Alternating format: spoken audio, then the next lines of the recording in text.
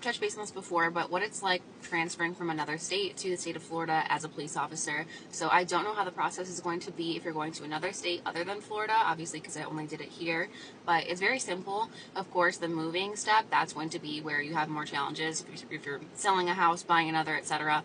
But for the process itself, as long as you've been certified for a year at least in your other state, you're able to apply and take the equivalency of training, EOT program here in the state of Florida. You will take it at typically a college campus where they have it and host it, and it's anywhere from 4 to 6 days, I want to say, maybe up to 2 weeks. For me, it was about a week, and then we had an exam preparatory day and then a day where we took the state exam. During that entire week, you're doing all of your forms of the high liability risk situations, so your shooting, your CPR and first aid, your defensive driving and emergency driving, and then of course going over case law, statute discrepancies. That part is where you're going to need to cram and really study and learn the material. It's not too different for me from Illinois, but some of the statutes and cases are a little bit different. As long as you have a good familiarity with the laws in your own state, it's not too insanely different.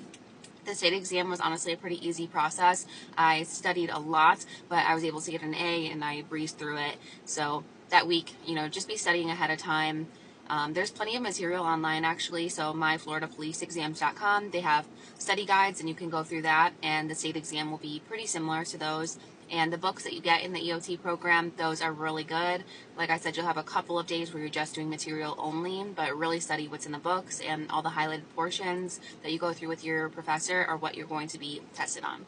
You can either put yourself through the EOT program, or you can find an agency that sponsors you. Fortunately for me, my agency did sponsor it, so I was paid through the EOT process. I actually already moved down here, sold my house, had my other house purchased, and was staying in an Airbnb while I was waiting for my house to be finished, and I took EOT that week, so I was paid through the process, which made it a lot easier.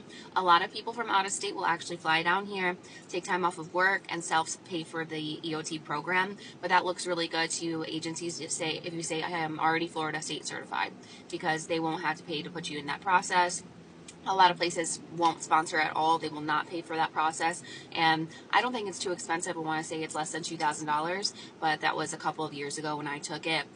So that's just how it goes. Once you're state certified, you're able to apply to any Florida agencies, and they'll go through your background the same. That process still takes about a month or two, but once you have that state certification, it will really open up your chances to get hired by an agency down here.